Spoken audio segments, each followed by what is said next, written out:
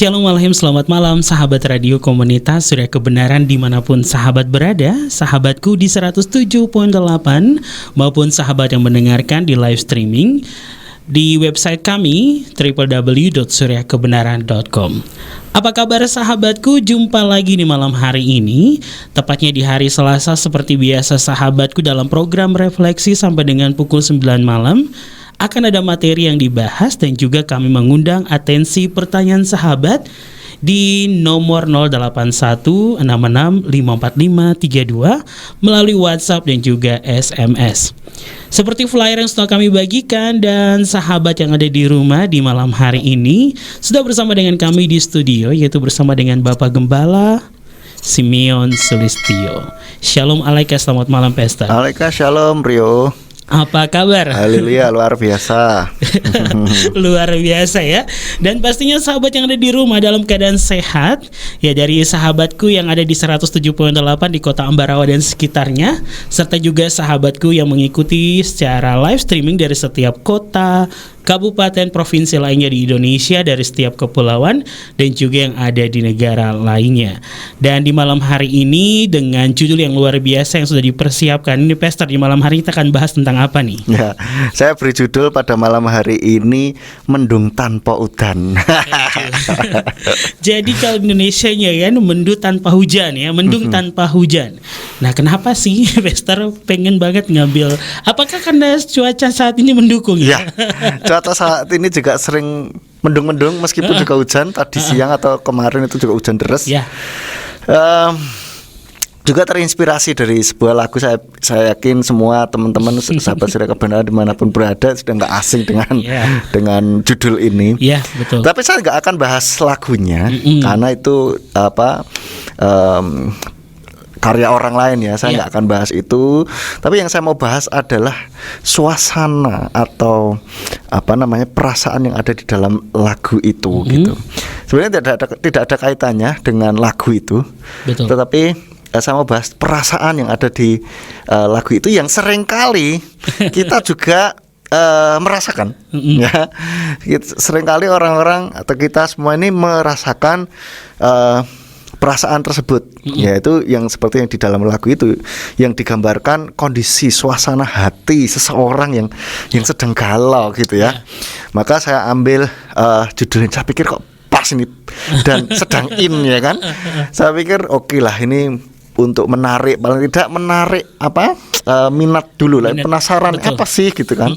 Apakah akan bernyanyi? Apakah akan membahas lagunya? Mengkritisi lagunya? Tidak. Kita bukan bedah lagu. Bukan ini ya. Ya, karena saya mau bahas ininya saja, perasaan yang sering kali kita juga merasakan dan terwakilkan oleh lagu yang ada di yang sering kali kita dengar yang sedang ini ya. Jadi apa sih dampak dari kegelisahan hati kita ini? Kalau kita perhatikan lagu tersebut kan sebenarnya menggambarkan perasaan yang galau, yang sedih, yang seperti mendung gitu. Seolah mendung dan tanpa hujan gitu, tanpa air mata gitu ya mungkin ya. Yang digambarkan bahwa kalau mendung terus hujan itu kan kita bisa sedih terus nangis gitu. Tapi kadang ada suatu perasaan di mana kita ini sedih tapi sudah nggak bisa nangis gitu. Dia tidak bisa tersampaikan. Ya, gitu.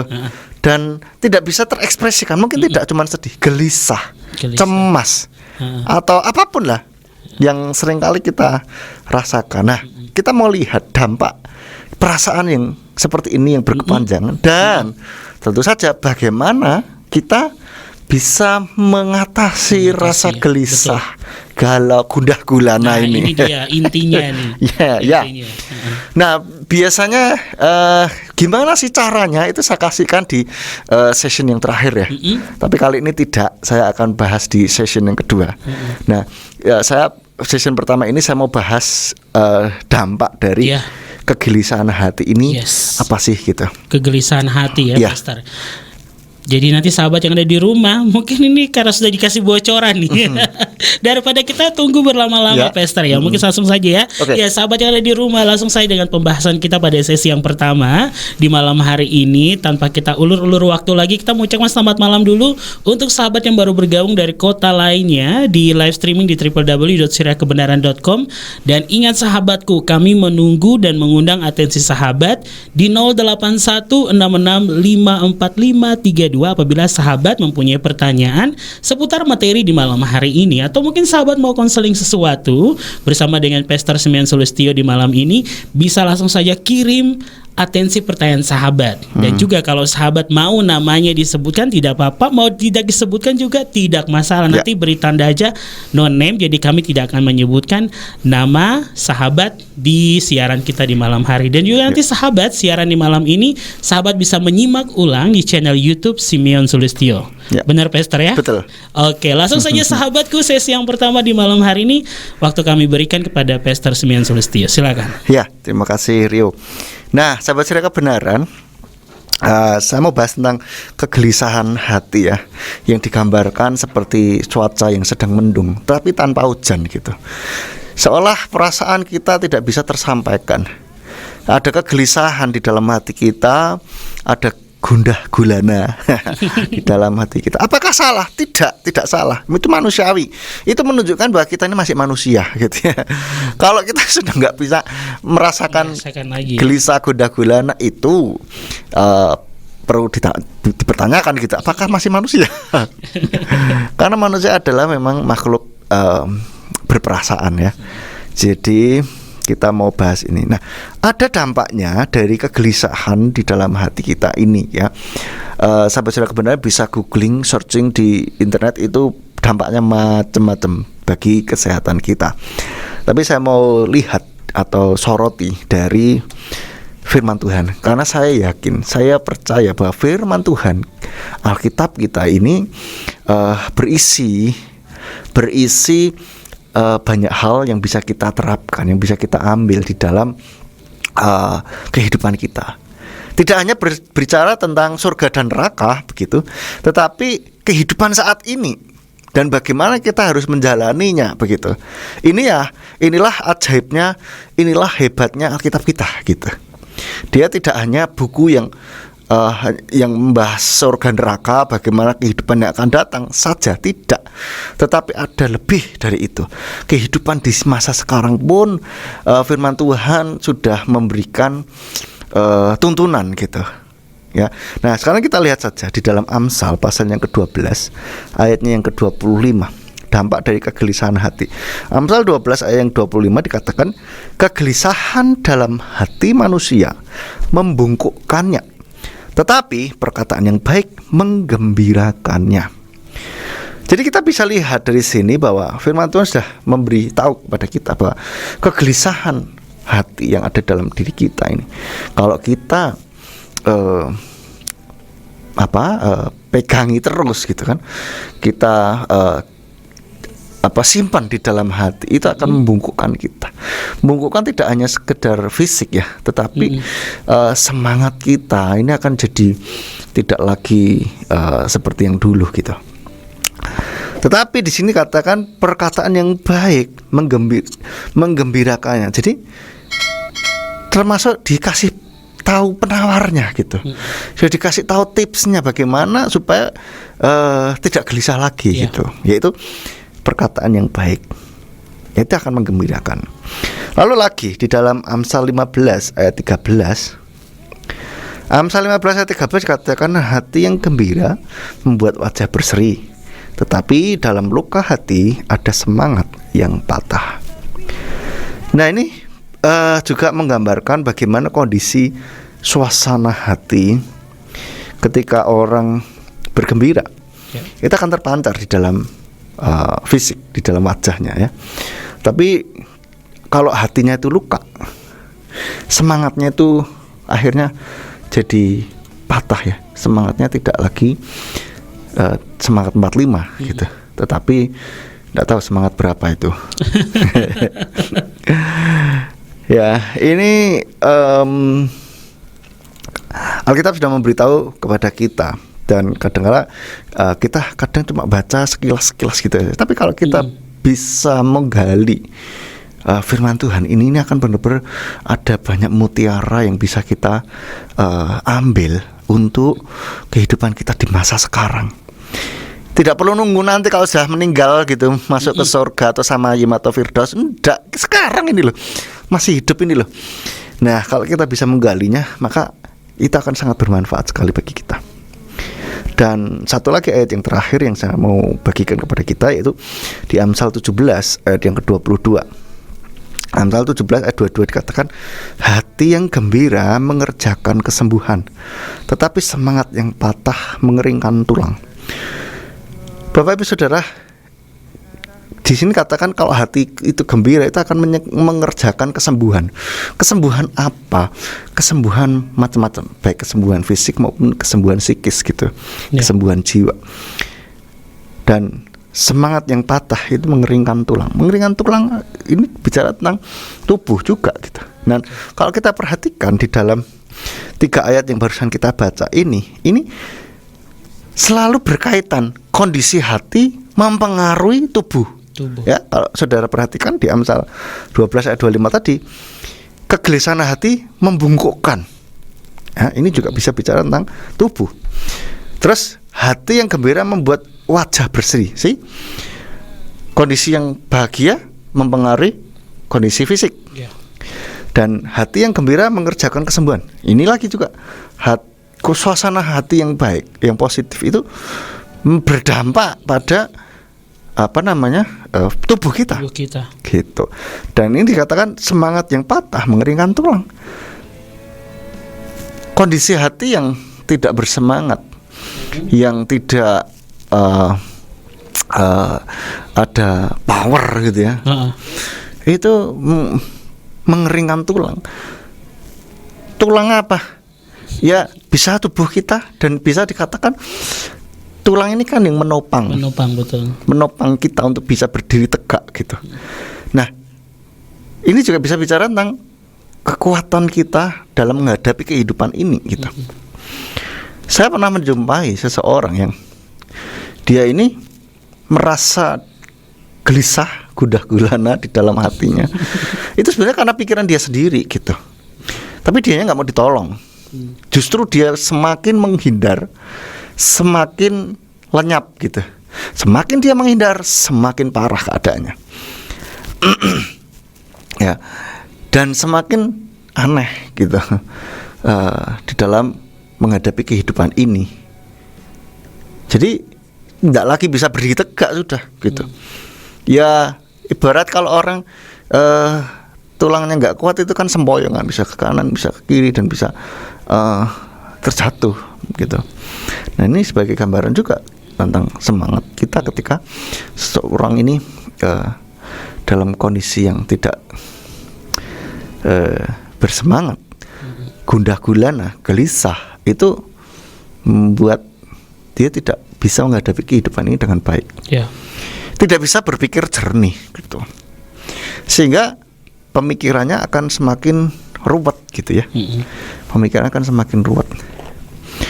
Nah, inilah yang perlu kita waspadai, perlu kita sadari, sehingga ketika kegelisahan itu datang, namanya manusia ya, masih bisa merasakan itu. Kita bisa segera sadar dan bisa segera menetralisir emosi negatif itu. Karena emosi negatif ini selalu mempengaruhi manusia di dalam kehidupannya. Dia berusaha kalau ya kita ini manusia kan tidak hanya bergerak di pikiran saja ya, tetapi juga ada perasaan. Betul. Nah, perasaan inilah yang seringkali membuat manusia ini tidak bisa berpikir jernih, tidak bisa objektif, lalu bisa. Jadi perasaan kita nih yang seringkali menjebak kita, membuat kita untuk tidak bisa bergerak maju juga nih. Iya, seringkali begitu. Seringkali itu perasaan, apalagi perasaan negatif. Tetapi sebaliknya, perasaan positif itu yang membuat seseorang bisa bangkit dari keterpurukan dan bisa menular. Oke. Jadi baik emosi positif maupun negatif itu sebenarnya menular. Pernah nggak kita lihat orang yang bawaannya komplain terus, pernah mengeluh terus, pernah, kita rasanya gimana? Capek ya? betul, ikut capek gitu. Loh, aku tuh nggak ikut komplain, tapi kok capek ya? Ya karena kita itu ada energi negatif itu. Iya, kadang kita merasa bahwa kok aku merasa selalu di sebelah dia tuh sial gitu. betul. Itu. Tetapi sebaliknya, saya pernah ketemu dengan orang yang positif sekali. Guru saya waktu itu di Surabaya, guru bahasa Inggris, dia selalu ceria, selalu energized, selalu berenergi gitu. Dia kalau datang ya, hello, good morning Mr. Simeon, how are you today? Good? Yes, good. Yeah, have a good day, dan seterusnya gitu kan. Dia selalu bersemangat, dan saya belum pernah melihat kayaknya dia itu sedang sedih, gak pernah gitu. Ya, itu ya, apakah dia memang kalau ketemu orang selalu begitu, diusahakan selalu begitu, dan kita tidak memang sengaja dia sembunyikan ketika dia sedih, atau dia bisa terus mengalahkan kesedihan itu atau kegalauan, gundah gulana itu.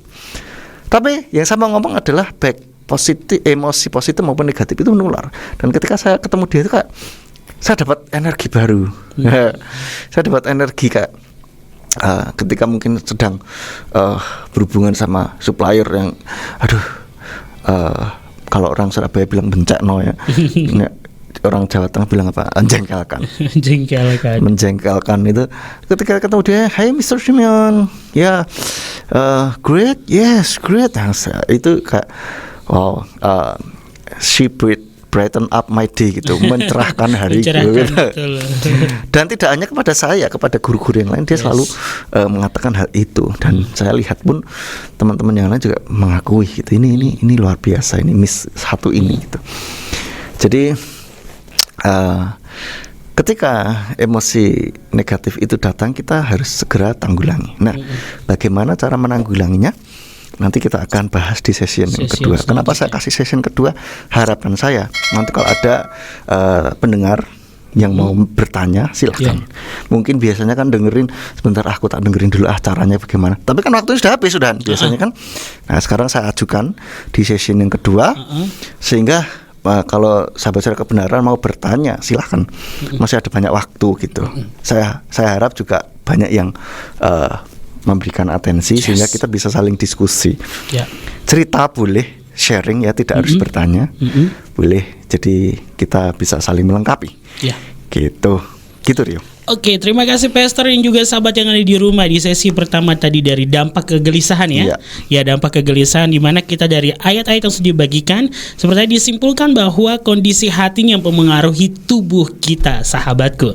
Nah, bagi sahabat yang sudah mempunyai pertanyaan atau ada sesuatu yang waduh ini tepat sekali nih, bisa langsung saja ya di 08166554532. Kami menunggu atensi pertanyaan sahabat, baik sahabat yang ada di Kota Ambarawa maupun sahabat yang mengikuti dan mendengarkan secara live streaming di www.suriakebenaran.com. Kami akan kembali lagi pada sesi kita yang kedua di malam hari ini, tetap dalam program Refleksi Mendung Tanpa Hujan bersama dengan kami dari 107.8 selepas lagu pujian berikut ini.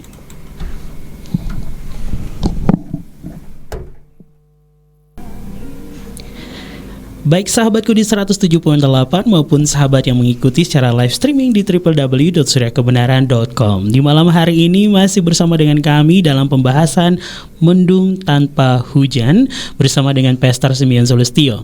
Dan pastinya sahabat sudah mempersiapkan pertanyaan, jadi nanti sahabat bisa langsung saja kirimkan di 08166554532. Kalau tadi sudah ada 2 lagu pujian yang sudah hadir ke ruang dengar sahabat di malam hari ini, Dan sekali lagi selamat bergabung bagi sahabat yang baru bergabung baik di 107.8 maupun di www.suryakebenaran.com. Ya sahabatku, tadi di sesi yang pertama tentang dampak kegelisahan. Nah, sekarang sesi yang kedua nih, untuk bagaimana nanti pembahasannya sahabatku lebih lagi di malam ini. Kami minta untuk sahabat bisa menyimak dan pastinya sahabat akan bertanya, dan kami masih menunggu di malam hari ini 0816654532. Baik Pastor, kita lanjutkan pada sesi yang kedua, kami persilakan. Ya. Sekarang kita akan bahas terus kalau kita mengalami kegelisahan, gundah gulana, terus bagaimana kita bisa mengatasinya supaya tidak terlalu berlarut-larut gitu ya. Nah, ada beberapa hal yang bisa saya usulkan, bisa saya sarankan atau bisa kita coba lakukan. Yang pertama yaitu sadari. Nah, harus sadar dulu nih. Sadar bahwa kita ini memang sedang mengalami kegelisahan, gundah gulana. Itu harus sadar dulu, harus ngerti gitu. Artinya kita seperti kita nonton film gitu loh. Tidak terlarut di dalam film itu, tetapi kita kayak berada di luar film itu. Gitu. Paham enggak? Jadi kayak kita ini ya, kita menyadari diri kita. Oke, sekarang kita latihan untuk sadar. Sekarang kita lihat, cek diri kita. Ini apa yang sedang kita rasakan? Nah, itu sedang sadar, menyadari perasaan kita. Nah, kalau saya lihat ini seperti kayak umpamakan ini kayak kita nonton film. Ya, kalau kita terlalu terlarut di dalam film itu kan ikut tegang, ikut nangis, ikut ketawa, ikut apalah gitu kan ya. Tapi begitu kita kadang sebentar, aku mau ke belakang dulu, itu kayak begitu duduk terus kayak rasanya nggak seru lagi gitu ya, seperti itulah. Jadi kita benar-benar keluar dari ini. Nah, kita latihannya sering-seringnya begitu. Jadi kita melatih kesadaran kita, apa yang sedang kita alami ini kita. Contoh kalau sekarang ini ya, kita sedang alami apa, lalu kita juga bisa menyadari bahwa apa yang sedang kita lakukan saat ini, gitu kan. Oh, ini saya sedang mendengarkan radio, oh ini saya sedang dengarkan streaming, gitu kan. Nah, itu di dalam 1 Kebat atau 1 Petrus pasal yang kelima ayat 8 dikatakan, sadarlah, berjaga-jagalah, karena musuhmu si iblis berjalan sambil mengaum seperti singa untuk mencari seorang yang dapat ia telan. Jadi bagaimana kita bisa mengatasi kegelisahan ini? Yaitu dengan sadar dulu, sadar, berjaga-jaga. Nah, ini tidak hanya berbicara mengenai serangan kuasa gelap yang betul-betul ada roh seperti itu. Kadang-kala setan juga seringkali menyerang kita melalui kondisi emosi yang negatif gitu. Emosi yang melemahkan kita, emosi yang merasa kita nggak layak ke gereja, aku ini kotor, ya kan. Ada juga gelisah, nggak tahu, tiba-tiba gelisah aja gitu, bisa saja. Itu yang seringkali setan lakukan gitu, dan itu terjadi di bidang pikiran kita sebetulnya. Seperti yang Joyce Meyer katakan bahwa pikiran kita ini adalah medan pertempuran yang sesungguhnya sebetulnya. Gitu. Jadi apa yang kita rasakan itu sebetulnya ada di pikiran. Lalu terus kita rasakan, gitu loh. Nah, ini saling mempengaruhi, gitu. Kalau kita berpikir, wah, pasti ada pertolongan, kita merasa tenang. Tapi kalau kita berpikir, waduh, gimana ya? Ini nanti begini, waduh, nanti bisa begini, semakin tidak tenang rasanya kan? Artinya di dalam pikiran kita ini mempengaruhi perasaan apa yang kita rasakan, dan inilah yang setan selalu pakai di dalam pikiran kita. Maka 1 Kepa 5 ayat 8 ini meminta kita supaya sadar, berjaga-jaga ya. Dia selalu cari celah gitu, cari celah buat kita untuk kita bisa dijatuhkan dan dihancurkan melalui dari pikiran. Maka kita jagai pikiran kita, perasaan kita ini juga gitu, karena mempengaruhi kemajuan di dalam kehidupan kita. Itu yang pertama, sadari, menguasai pikiran juga kalau gitu ya. Sadar dan kita latihan pikiran kita untuk menyadari, latihan kesadaran. Jadi kita tidak terlalu going with the flow, tidak terlalu mengalir terus, tetapi kita bisa sadar, ini ngapain nih, aku kok bisa begini ya. Saudara pernah mungkin mengalami bahwa marah sekali sama seseorang, tapi begitu saudara sadar, loh, aku ki ngapain marah sama orang itu aja ndak normal kok, ndak waras kok, masa saya sakit hati sama orang gila misalkan begitu. Terus apa yang saudara rasakan? Langsung, oh iya ya, ngapain? Percuma. Iya, kan akhirnya kan bener-bener hilang gitu aja. Nah, ini dari pikiran. Sama halnya seperti kita yang tadinya lihat atau dijahatin orang kan? Atau ya dijahatin lah gitu. Tapi terus begitu kita lihat backgroundnya, kita lihat di kemudian hari atau di beberapa saat kemudian kita lihat, ternyata kasihan ya orang itu ya.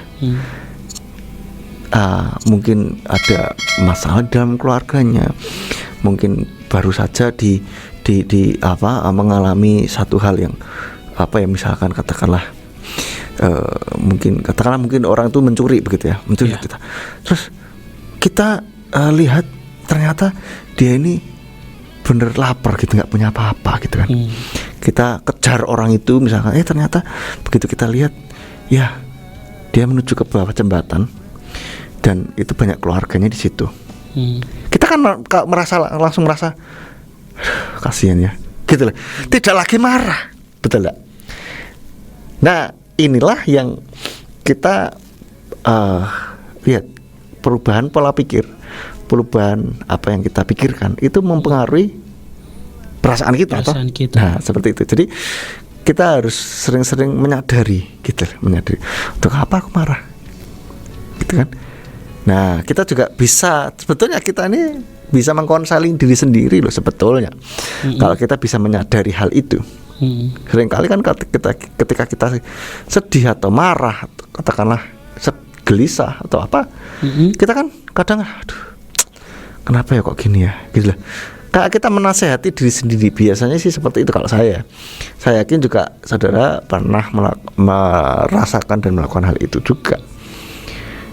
Udahlah, nggak usah marah lah, ngapain sih, kan kita kayak bicara sendiri toh. Nah, itu kita secara tidak sadar kita sedang menasihati di sini. Tapi kalau kita lebih menyadari, maka kita akan lebih bisa mengendalikan itu gitu.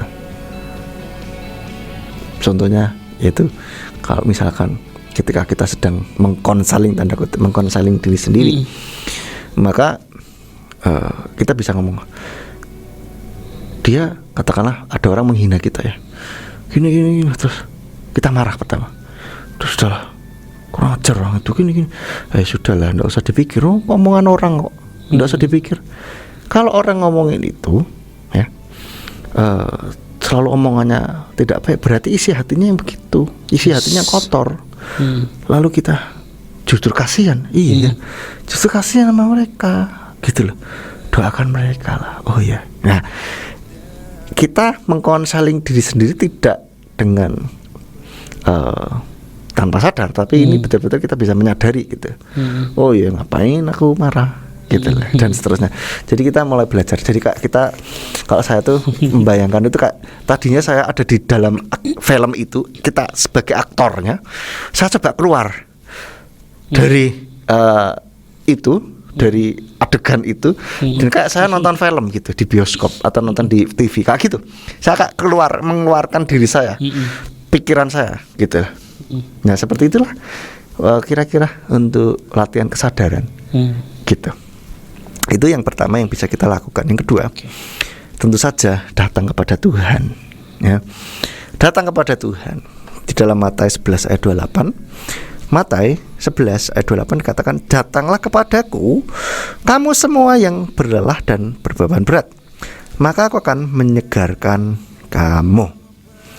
Nah, Tuhan sendiri sudah membuka diri Ayo, kalau kamu merasa lemah, letih, lesu, berbeban berat, ya, gundah gulana, datang kepada Tuhan.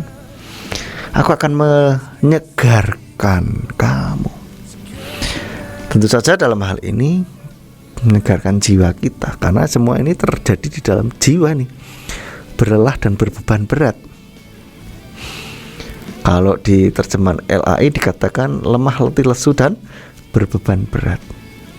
Nah, datang kepada Tuhan. Kita punya konselor yang luar biasa, yaitu Yeshua Masih. Amin, amin, amin. Betul. Datanglah kepada Dia, berdoa, Tuhan, aku gelisah Tuhan. Kenapa ya?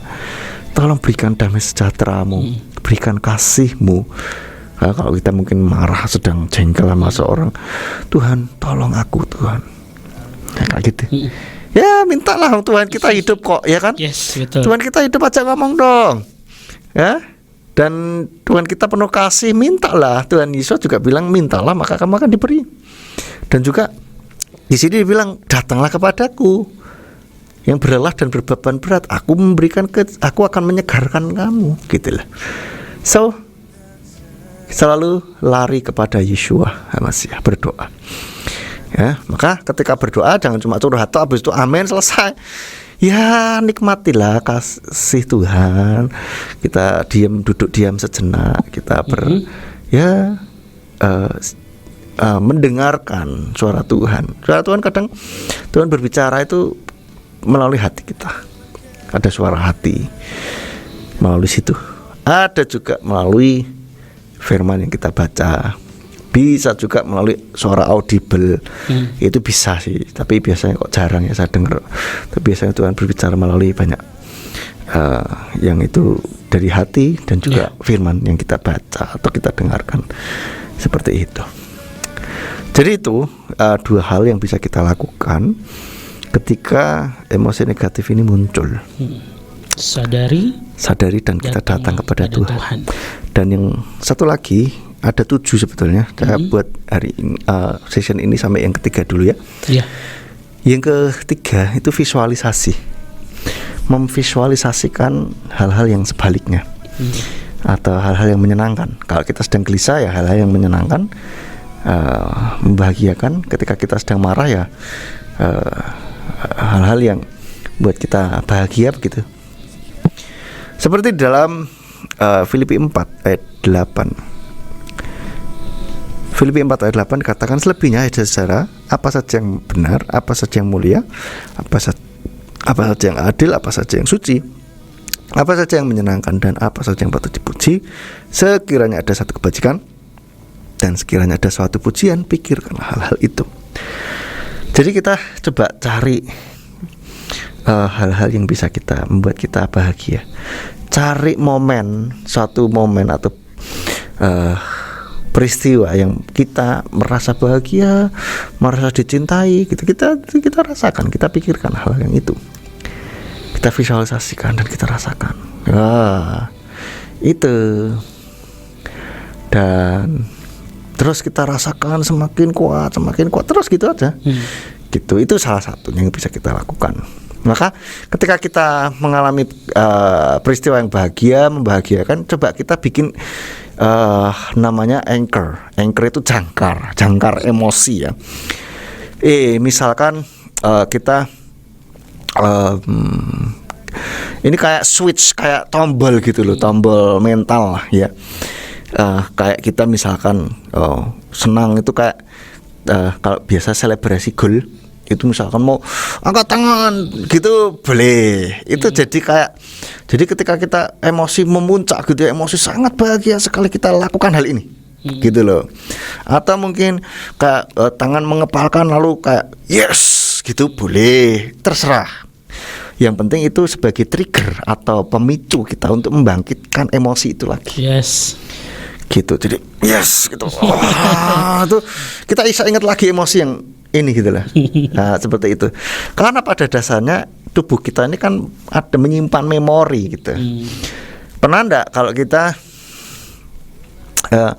merasakan kalau dalam posisi tertentu kita ingat atau kejadian sesuatu gitu.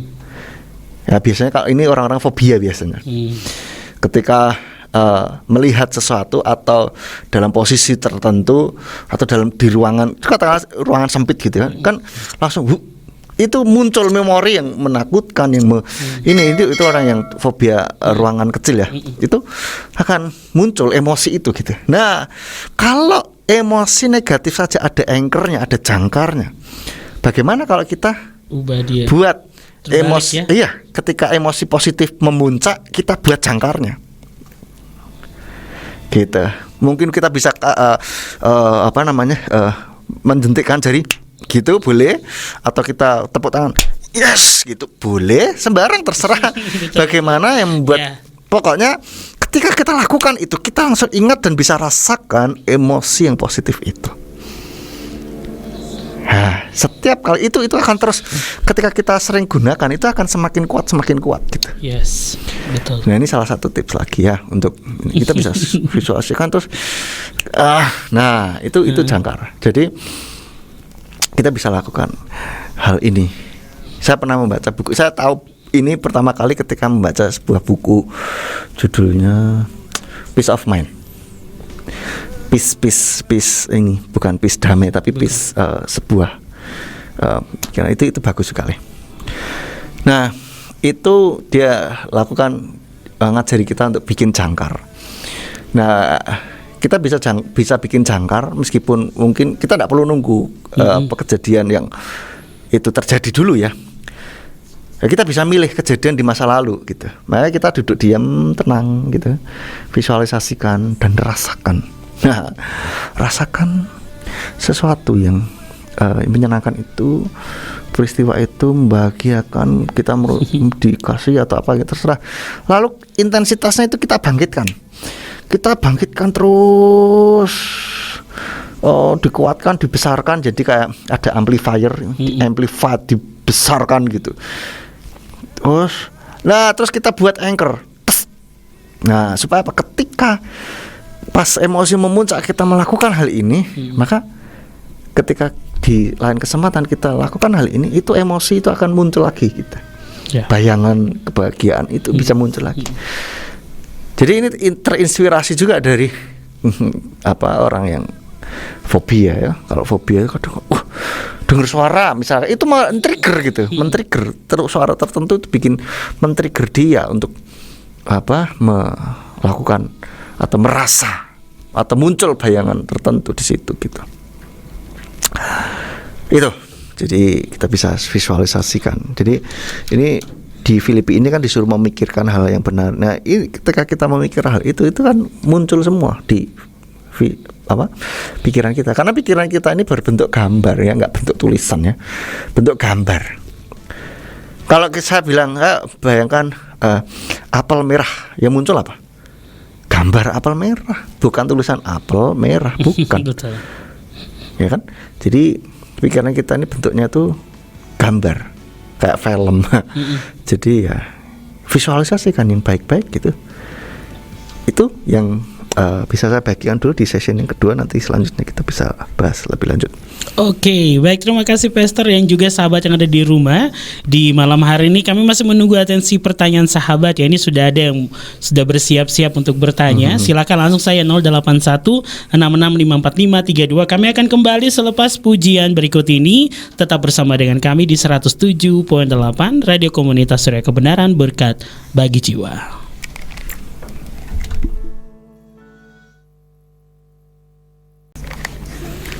Ya baiklah sahabat yang diberkati oleh Tuhan, masih bergabung bersama dengan kami dan juga bersama dengan Pastor Semian Sulistyo dalam pembahasan kita di malam hari ini, sahabatku, mendung tanpa hujan ya.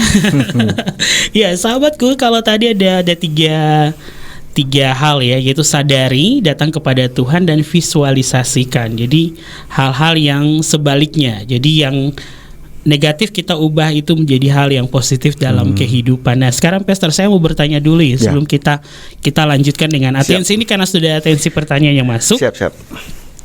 Nah sekarang nih, bagaimana menghadapi orang yang lost doll nih, Pastor? Kan ada orang yang kalau ngomong di sini kan kita bicara tentang kegelisahan juga, kita sadari datang kepada Tuhan. Maksudnya tentang perasaan ya, tentang perasaan ya, perasaan kita sebagai manusia. Tetapi di lingkungan yang kita tinggal ada orang yang lost doll gitu. Maksudnya ngomongnya tuh Ceplos-ceplos. tidak pakai mikir perasaan orang, dia hajar saja, habis itu dia cuekin. Sudah dia sudah menyakiti orang tapi dia cuek, bikin nggak ada masalah kok gitu. Nah gimana nih Pastor? Ya kalau kita hanya menghadapi orang seperti itu ya kita harus menjaga ya supaya kita ndak sakit hati ya gitu ya. Memang orang itu ngomong asal gitu ya. Mungkin karena dia belum pernah kena batunya gitu. Coba kalau dia kena batunya mungkin dia akan marah-marah juga. Nah begitu dia kena marah-marah kita langsung kasih tahu juga. Orang Jawa bilang diwelahke diingatkan. Nah ini loh nggak seneng tau, rasanya nggak enak tau. Nah sama kalau kamu cepat-cepat juga nggak enak gitu loh, tanpa menyadari ini nek ngomong dipikir dulu. Nah itu mungkin ketika hal itu dia ini kita langsung ingetin aja, itu momentum yang pas gitu supaya dia juga mikir gitu ya. Karena mungkin selama ini belum pernah kena batunya dan belum pernah ada yang info juga gitu. Itu serius. Jadi ya kita harus ngerti ya, kalau kita sudah ngerti orang itu kayak gitu ya kita harus jagai supaya jangan terlalu diambil hati lah. Siap. Ya sih. Kadang kalau deketin misalnya ya, datangnya tuh langsung pengennya ngomongin orang gitu. Waduh, itu ya biasa ya seperti tadi. Kadang langsung saya ngapain pura-pura ngapain gitu Kak. Jadi nggak dengar, cuma iya toh. Atau bisa juga kita yang pegang kendali atas pembicaraan itu Rio. Jadi kita yang alihkan pembicaraan sehingga dia nggak mendominasi terus gitu. Gantian kita gitu yang mendominasi pembicaraan. Itu sih mungkin yang bisa saya berikan. Oke, terima kasih Pastor. Dan juga di malam ini sudah ada penanya yang masuk. Ini ada 2, satu dari Surabaya dan satunya jauh dari Kanada ya. Oke, kita langsung saja ke Dr. Ayu terlebih dahulu ya. Shalom Pastor Simeon, selamat malam dan juga selamat malam sahabat Radio Surya Kebenaran. Langsung saja Pastor, pertanyaan saya yang pertama, terkadang manusia menilai apa yang dimiliki oleh kita, ini dalam kurung materi, sifat dan karakter sebagai senjata mereka menjatuhkan kita. Kita berlaku baik pun bisa dijatuhkan. Langkah-langkah yang baik seperti apa yang kita butuh atau siasat untuk menghadapi hal demikian? Ya, selamat pagi Dr. Ayu, terima kasih untuk atensinya. Jadi memang ada di mana-mana orang itu selalu ada yang nyinyirin kita, tidak suka dengan kita, itu biasa ya. Dan ingin menjatuhkan kita ya, berarti kita di atas dia gitu, karena supaya kita jatuh kan, artinya kita sebetulnya sudah di atasnya dia gitu. Jadi ini yang perlu kita set di dalam pikiran kita bahwa kita ini sebetulnya kalau ada orang yang mau menjatuhkan kita, berarti kita ini ada di atasnya mereka gitu. Ada orang yang mau merendahkan kita, berarti kita ada di atasnya mereka. Karena apa? Mereka berusaha untuk membuat kita rendah gitu. Karena berarti kita ada di tempat tinggi, mau direndahkan kan begitu. Jadi ya, langkah apa yang baik untuk kita bisa menghadapi mereka? Jangan dengarkan apa yang mereka katakan, kata-kata yang berusaha untuk menjatuhkan kita. Nggak usah dipikir, nggak usah nggak usah dipikir, nggak usah dipikir dan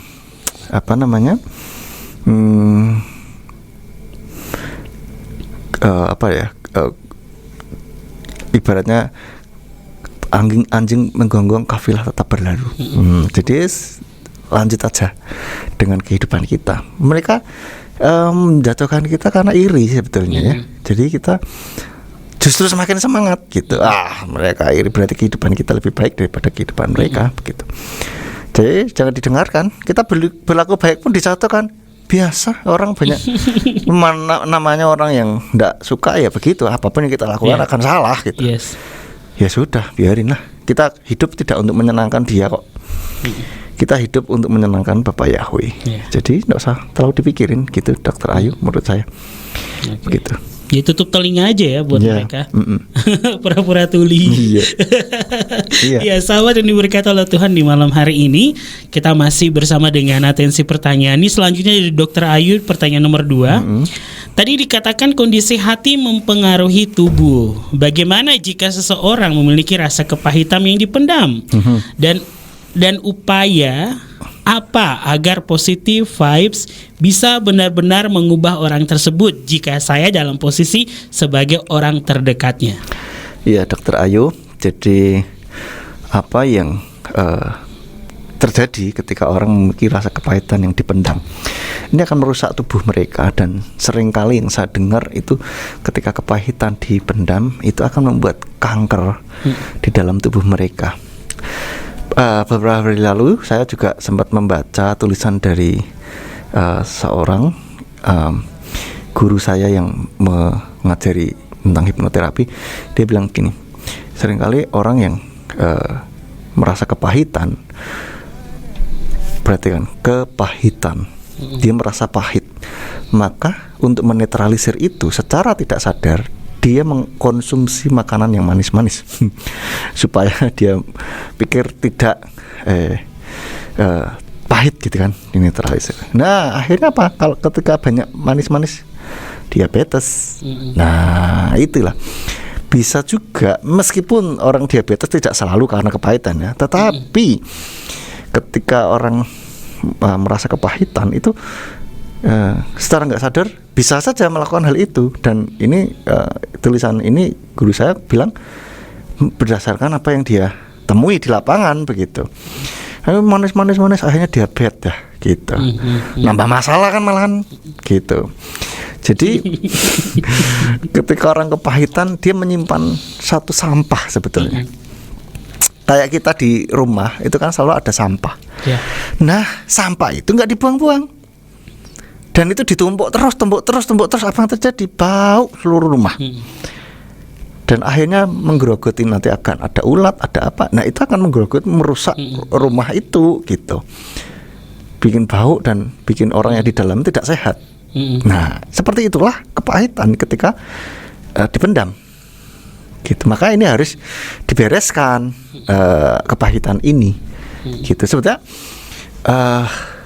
ada ada banyak cara untuk bisa menghilangkan emosi negatif ini. Ada orang yang bilang saya tidak bisa melupakan. Loh, siapa yang suruh melupakan? Gitu. Namanya kepahitan atau orang sudah move on atau betul-betul sudah beres, itu dia masih tetap bisa ingat kejadian itu, orang itu, tetapi emosi negatifnya itu yang sudah netral. Sudah nggak ada emosi negatif lagi. Jadi kalau lihat orang, ketemu orang itu atau keinget kejadian itu, dia merasa biasa saja. Nah ini artinya betul-betul kepahitan itu sudah sembuh atau sudah benar-benar inner healing gitu loh. Benar-benar batinnya sudah disembuhkan. Sama kayak luka kalau belum betul-betul sembuh, kalau ke senggol itu sakit lagi. Masih sakit, sengkring, apa bahasa Indonesia sengkring ya? Nyut ya, itulah masih kerasa perih gitu dalam kan. Perihnya. Itu belum sembuh. Ya tapi ketika itu sudah sembuh, kita pegang-pegang pun nggak masalah, meskipun ada bekasnya. Tapi itu udah nggak sakit gitu. Artinya apa? Kita ingat, masih bisa ingat ada bekasnya, tetapi itu sudah nggak mempengaruhi kita lagi gitu loh. Nah itu namanya sudah betul-betul kita betul-betul sembuh gitu. Nah pertanyaan yang selanjutnya, upaya apa supaya vibrasi atau getaran positif ini bisa benar-benar mengubah orang tersebut. Nah ini posisi kita sebagai orang yang mengubah orang yang dekat dengan orang tersebut. Nah kita terus tanda kutip menularkan emosi positif gitu. Pengampunan, tidak harus selalu diajak ngomong ya, udahlah kamu ampuni. Kadang-kala orang kalau sudah terlalu sakit, suruh mengampuni nggak bisa gitu. Mereka mau sebetulnya, cuman how? Nggak. Kalau cuma mendengar kita ngomong aja, ngapain sih? Iya. Dia kayak nggak butuh ceramah Betul, gitu. betul. Nggak perlu butuh ceramah, tetapi yang perlu dia terima itu adalah kemampuan untuk bisa melepas emosi negatif ini, untuk bisa merilis atau meletakkan emosi negatif itu. Caranya bisa dengan netralisir, yaitu dengan minta kasih Tuhan terus menerus,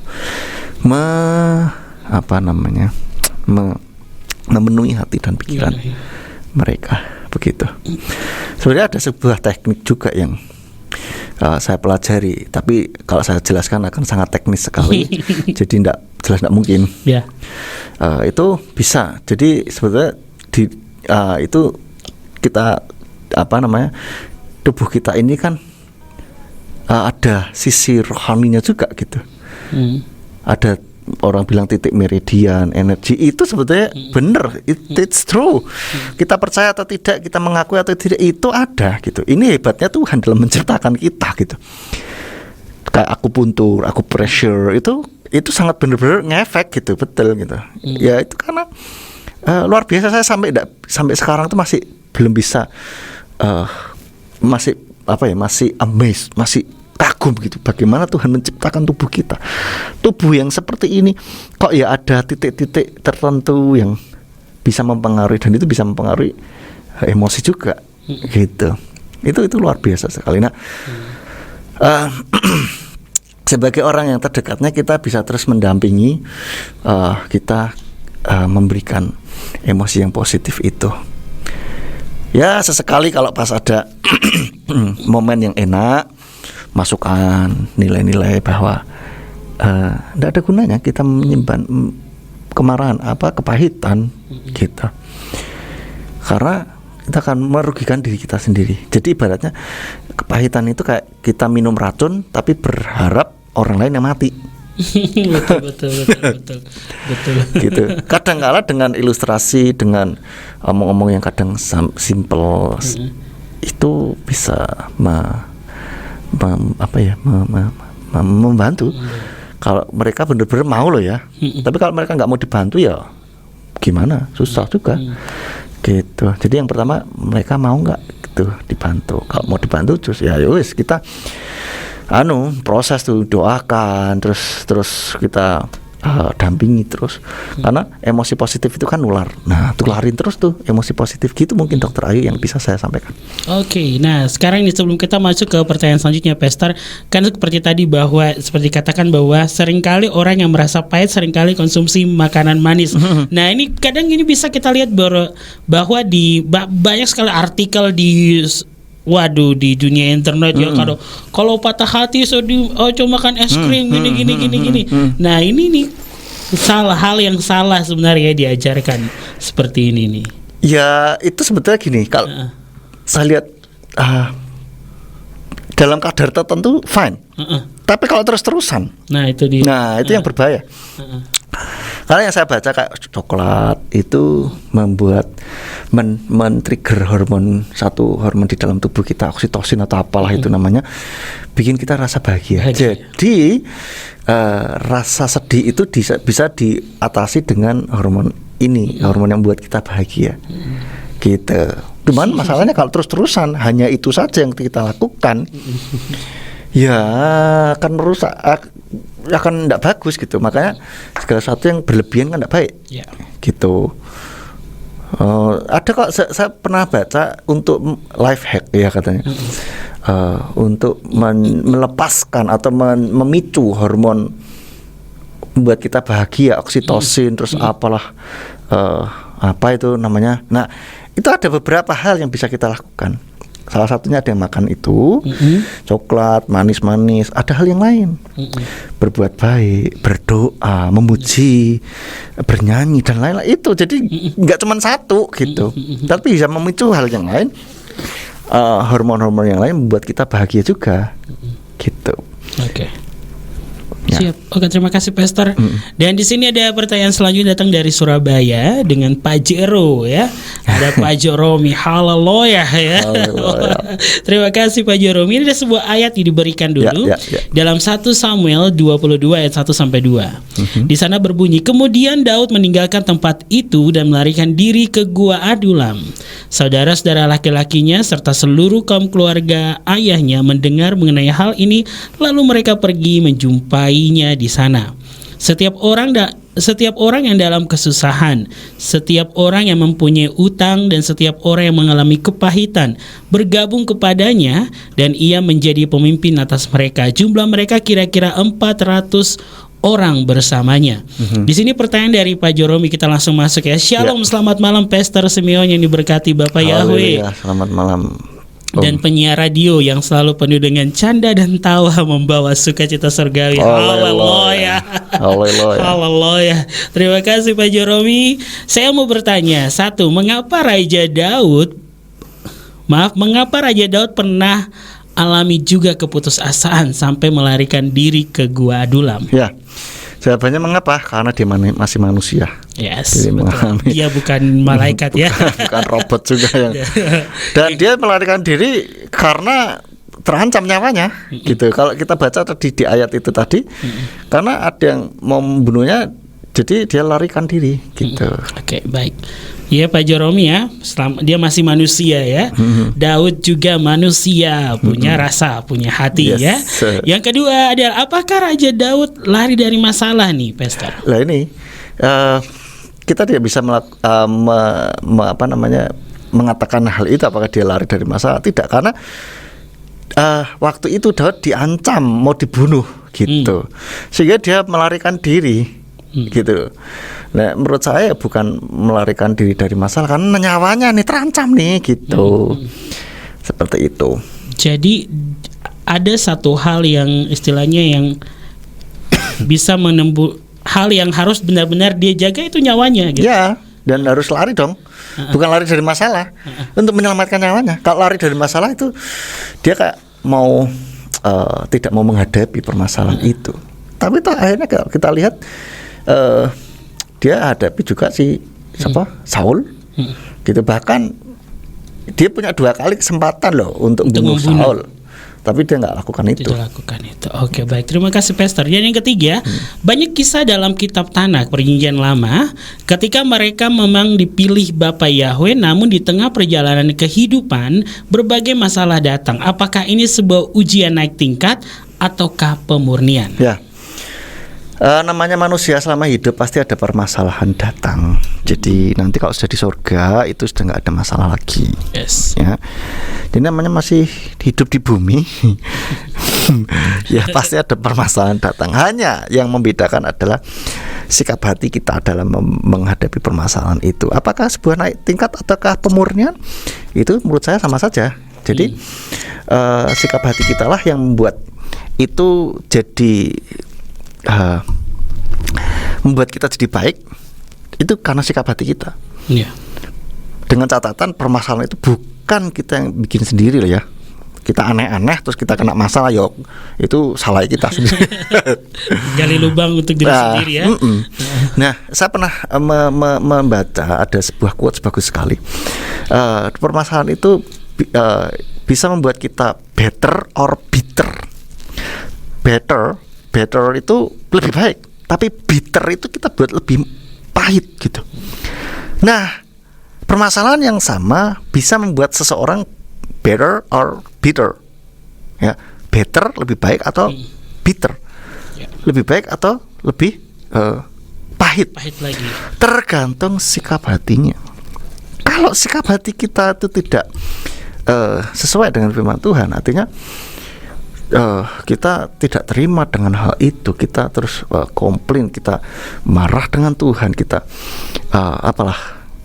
sikap hati yang tidak pas ya, maka itu akan bisa membuat kita bitter gitu, bikin kita lebih semakin pahit gitu. Tuhan, kenapa ini terjadi padaku? Maka dari itulah seringkali saya bilang, kalau kita menghadapi permasalahan, jangan tanya kenapa ini terjadi padaku, jangan tanya itu, karena kalau tanya itu sebetulnya kita sedang setengahnya protes gitu. Tuhan, kenapa kok ini terjadi gitu loh. Harusnya kan enggak. Lalu jawaban apapun yang kita terima itu tidak akan kita terima dengan baik, tidak akan kita setujui gitu. Karena kita merasa aku harusnya nggak mengalami ini gitu. Tapi harusnya bagaimana? Kita harus bertanyanya bukan kenapa hal ini terjadi, bukan, tetapi tanyanya apa yang sedang Engkau ajarkan kepadaku melalui peristiwa ini, Tuhan. Apa pelajaran apa yang ingin Engkau ajarkan? Bagaimana sikap hati saya yang seharusnya saya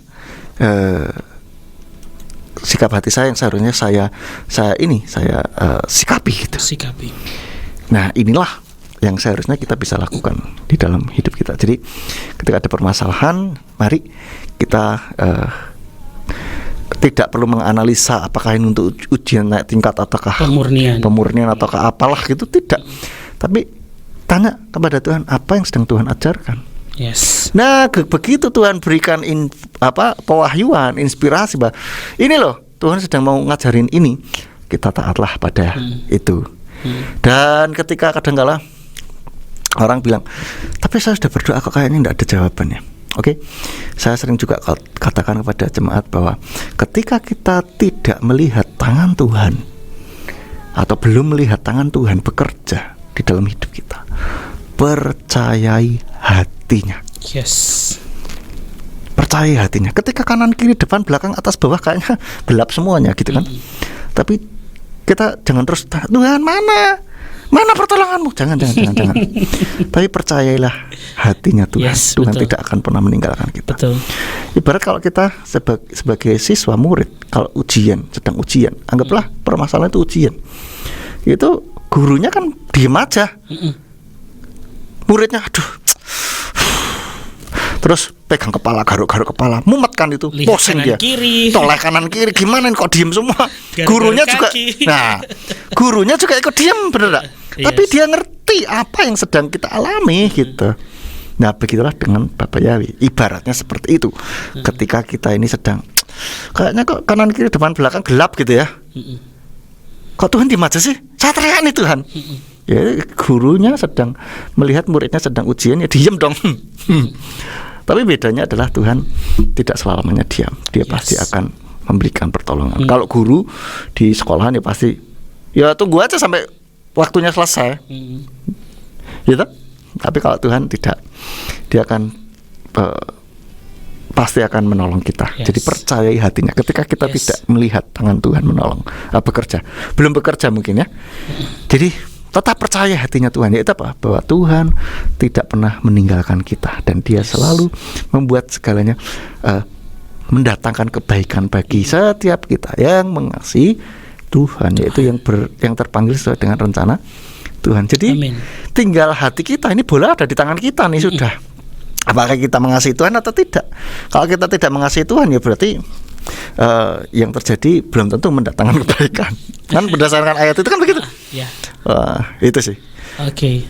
Jadi dalam hal ini ya Pak Joromi dan juga sahabat yang ada di rumah, di sini kan berbicara tentang tingkat naik tingkat atau pemurnian. Sebenarnya tidak berbicara tentang permasalahan kita hadapi, tapi kemurnian iman kita ini yang tetap. Sikap hati kita gimana? Oke, betul. Terima kasih Pastor. Dan juga ini pertanyaan keempat dari Pak Joromi. Wah, dijawab amin sama Pak Joromi. Haleluya. Yang ini pertanyaan keempat dari Pak Joromi. Di era zaman sekarang, dari zaman akhir, terlihat memang begitu berat. Lalu apakah harus cerita kepada orang yang bisa dipercaya ataukah dipendam sendiri? Kalau permasalahan semua sama-sama berat ya. Semua orang punya permasalahan. Tapi kalau kita ada permasalahan pribadi yang memang perlu bantuan orang lain untuk meringankan beban kita, tidak apa-apa cerita kepada orang yang kita percaya, gitu kan. Tapi ketika kita mungkin saya masih bisa handle sendiri, fine, ya handle sendiri gitu. Tapi ketika kita sudah sepertinya berat nih, saya perlu pertolongan orang, bilanglah, carilah orang yang kita percaya. Tapi setelah dapat orang itu, ya kita dengarkan apa advice-nya, ya kita lakukan. Jangan cuma kadang-kadang gini loh, orang tuh bisa saja ingin tempat ada orang tempat curhat. Tapi sebenarnya tidak butuh curhat, tidak perlu advice gitu. Masukan ya. Iya, karena apa? Dia masih merasa benar. Dia belum ada rasa untuk mau dikoreksi gitu. Tapi ketika kita mencari orang butuh bantuan, taruh dalam hati kita, sikap kita untuk memang kita butuh pertolongan. Karena saya pernah melihat ada orang yang sebetulnya butuh pertolongan, tetapi dia tidak mau, gengsi mungkin ya, tidak mau cari pertolongan. Dia bilang self healing. Oke, kalau dia bisa, tapi dalam kondisi yang seperti ini terus aja di pikiran aneh-aneh, you're not fine gitu. itu sedang tidak bisa menyembuhkan diri sendiri karena tidak ada energi, tidak ada cukup energi dan tidak tahu caranya gitu. Buktinya apa gitu? Selama ini katanya mau self healing, apa buktinya gitu loh? Iya lah, gitu lah. Jadi memang kalau butuh pertolongan silakan bisa cari orang yang dipercaya. Gitu, atau bantuan profesional. Sekarang banyak di internet untuk curhat online, konsultasi online, telekonsultasi boleh, bisa banyak sekali. Baik. Oke, terima kasih Pastor, dan juga nih Pak Joromi, ucapkan terima kasih Pastor Simeon. Bapak Yahweh memberkati berlimpah-limpah. Amin. Haleluya. Tuhan berkati Pak Joromi juga. Yes. Terima kasih Pak Joromi sudah bertanya di malam hari ini. Langsung saya Pastor, kita masuk pada sesi kita nih. Sesi terakhir ya. Waktu kita nih ya. Tinggal beberapa menit. Ini ternyata pertanyaannya bisa memberikan jawaban yang begitu lebih dari materi. Ya. Ya, silakan Pastor. Jadi tadi kita sudah ada 3 yang bisa kita lakukan, yaitu yang pertama sadari, yang kedua datang pada Tuhan, yang ketiga visualisasi, yang keempat beraktivitas lah, yang bisa mengeluarkan energi kita. Kadang-kala itu kan kegelisahan, itu kan sebetulnya emosi itu energy in motion, energi dalam gerakan. Jadi kita perlu salurkan energi itu, jangan didiem aja, itu akan numpuk. Nah, harus disalurkan energi. Ingat hukum kekekalan energi, dia tidak bisa dimusnahkan, tidak bisa diapain. Nah, itu harusnya bagaimana? Disalurkan. Kita dengan beraktivitas, berjalan, berlari, olahraga, lalu bisa juga mungkin berbuat baik, charity. Itu yang akan membuat energi positif kita muncul, menggantikan energi yang negatif gitu. Jadi kegelisahan, kegalauan, gundah gulana itu akan bisa berubah menjadi itu, karena kita lihat dari hormon oksitosin dan hormon apalah yang membuat kita bahagia itu ya. Lalu bisa juga berbagi cerita, curhat tadi sudah disampaikan kepada Pak Joromi. Lalu yang keenam, ini perlu nih, yang sering kali kita lupa, yaitu apa? Perbanyak bersyukur. Amin. Terapi bersyukur nih. Yes, terapi bersyukur. Karena sangat penting sekali untuk ketika kita bersyukur, ini menjadi gaya hidup kita. Kita akan membuat hidup ini terasa lebih ringan dan terasa lebih cerah gitu.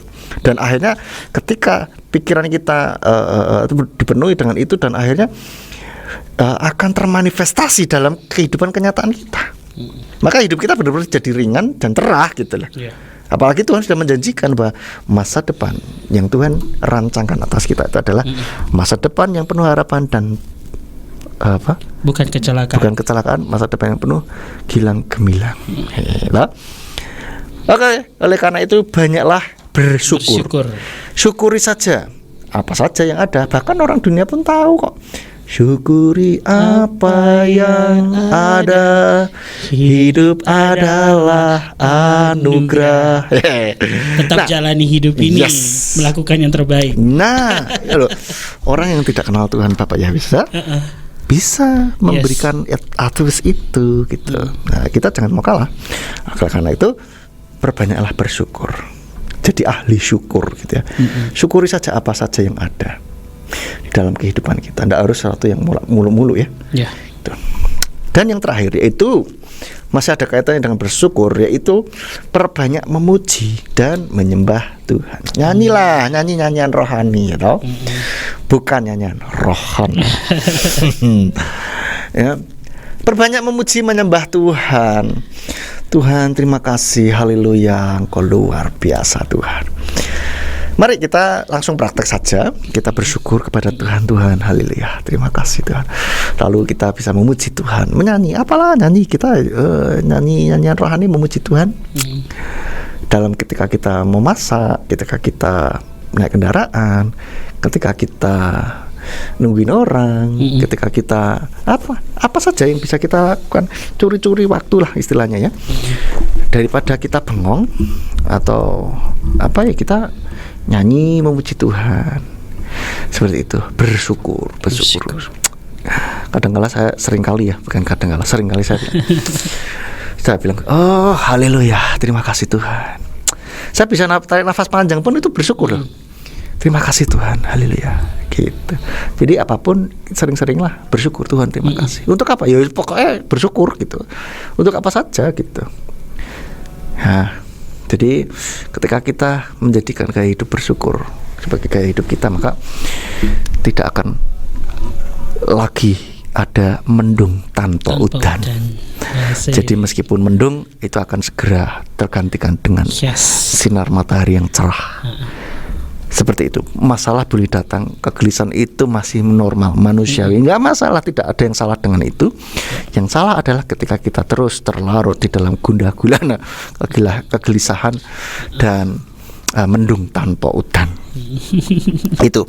Amin buat MK buat refleksi pada hari ini. Ya, sahabat yang diberkati oleh Tuhan, saya langsung bisa seperti spontan bilang mari kita berdoa nih.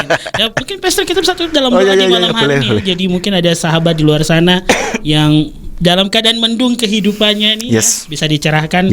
Dan biarlah Roh Kudus sendiri yang menjamah. Silakan pastor. Haleluya. Terima kasih Bapak Yahweh.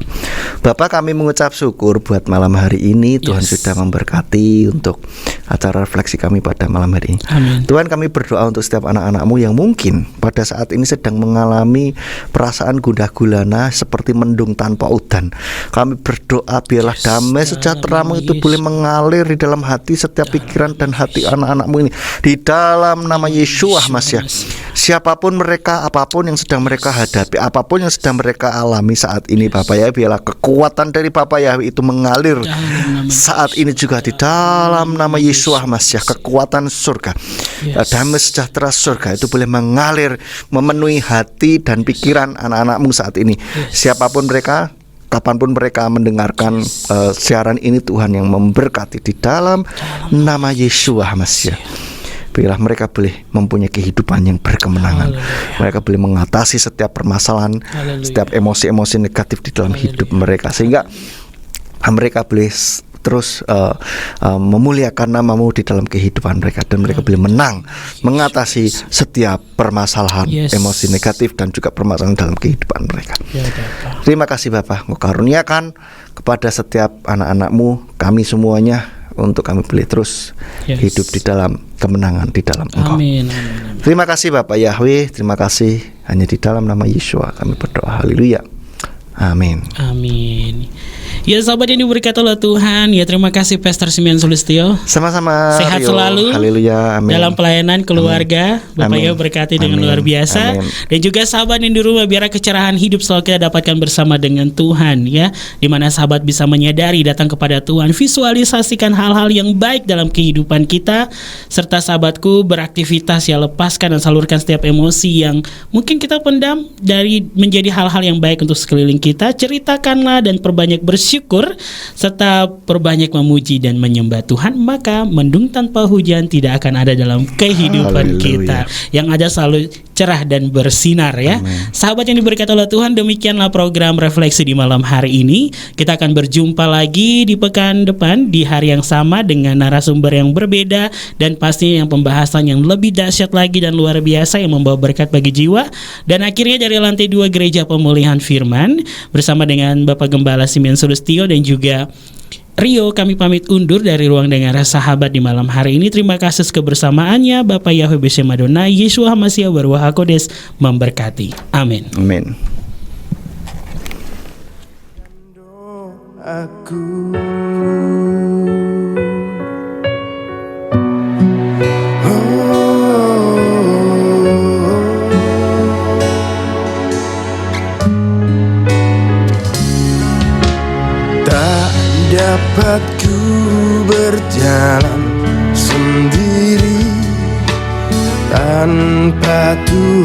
akan sertai,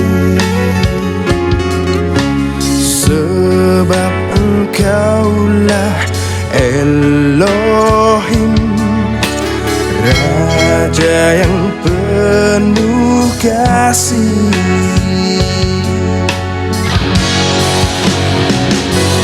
Tuhan, aku memuji-Mu. Tuhan, aku menyembah-Mu. Segenap hatiku bersyukur selalu kepadamu. Oh yes, aku memuja-Mu. Yes, ku memerlukan-Mu. Segenap hidupku berserah padamu selamanya.